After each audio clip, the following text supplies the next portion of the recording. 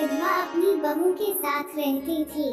उसकी बहू मंद बुद्धि थी जो अपनी भूख बर्दाश्त नहीं कर पाती थी और हमेशा खाने के लिए उतारू रहती थी।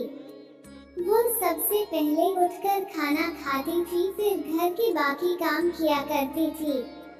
एक दिन विधवा ने अपने घर में पूजा करवाने का सोचा, लेकिन वो थोड़ी परेशान थी क्योंकि उसकी बहू अगली सुबह उठते ही खाने के लिए दौड़ेगी और पूजा के लिए बनाए गए पकवान को झूठा कर देगी।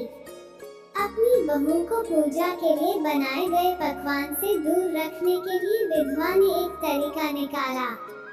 पूजा वाली सुबह उसने एक मटका लिया और उसके नीचे एक छेद कर दिया और अपनी बहू से बोली कि आज पूजा है, इसलिए खाना खाने से पहले पानी भर के ले आओ।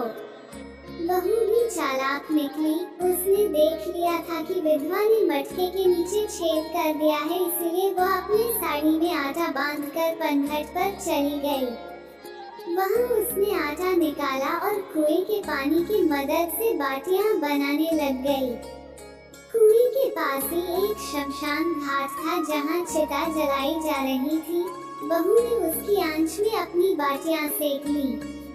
उसकी बाटियां सूखी थी तो वो पास में ही गणेश जी के मंदिर चली गई, जहाँ गणेश जी को किसी ने चोला चढ़ाया हुआ था। उसने देखा कि गणेश जी की तोंद पर घी लगा हुआ है। उसने उस घी को अपनी बाटी पर लगा लिया और उसका भोग गणेश जी को लगाकर वो बाटी खा ली और घर वापस चली गई। बहू की इस हरकत पर गणेश जी को बहुत गुस्सा आया और उन्होंने गुस्से में अपने नाक पर उंगली चढ़ा लिया।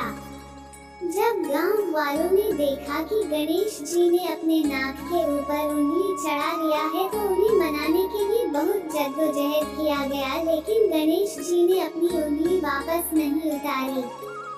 जब ये बात राजा को पता चली तो राजा ने बड़े बड़े पंडितों और ज्योतिषियों को बुलवाया और हवन करवाया, लेकिन गणेश जी फिर भी नहीं माने। सब बहुत चिंतित थे। राजा ने पूरे गांव में यह ऐलान करवा दिया कि जो भी इंसान गणेश जी की नाक पर से उंगली हटाने में सफल होगा उसे इनाम के तौर पर 5 गांव दिया जाएगा। गांव के सभी लोग गणेश जी को मनाने में लग गए, लेकिन गणेश जी माने ही नहीं और अपनी उंगली चढ़ाए रखे। अंत में विधवा की बहू बोली कि अगर सब उसे आज्ञा दे तो वो गणेश जी की उंगली हटा सकती है। उसकी बात सुनकर विधवा हंसने लगी और बोली कि जब बड़े बड़े विद्वान कुछ नहीं कर पाए तो वह कैसे गणेश जी को मना पाएगी। किसी ने बोला कि जब सब लोगों को मौका मिला तो उसे भी एक मौका मिलना चाहिए। फिर सभी लोग बहू को एक मौका देने के लिए मान गए, लेकिन बहू ने एक शर्त रखी। उसने कहा कि उसके घर से लेकर मंदिर तक पर्दा बांधा जाए। सब लोगों ने सोचा कि इतना कुछ तो हो ही चुका है तो पर्दा बांधने में क्या जाता है। बहू के कहे अनुसार उसके घर से लेकर मंदिर तक पर्दा लगाया गया। बहू ने अपना दिमाग लगाया और वो अपने पेटीकोट में मोगरी छिपाकर मंदिर चली गई। मंदिर जाकर उसने गणेश जी से बोला कि मैंने आपके तोंद से जरा सा घी क्या ले लिया, आपने अपने नाक पर उंगली चढ़ा ली।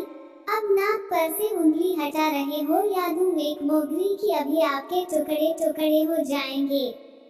बहू की यह चेतावनी सुनकर गणेश जी थोड़ा डर गए और उन्होंने सोचा कि ये तो पूरी पागल है, कहीं सच में यह मुझे मोगरी ना मार दे। गणेश जी ने बिना सोचे समझे अपनी नाक पर से उंगली हटा ली, जिसे देखकर गांव वासी खुश हो गए और बहू का जयकारा करने लगे। राजा के ऐलान के मुताबिक बहू को 5 गांव इनाम में दिए गए। ये कथा सुनकर लोग गणेश भगवान से यह मांगते हैं कि वो भी उस बहू की तरह सबकी बात मान जाए और उनकी मनोकामना पूरी कर दें।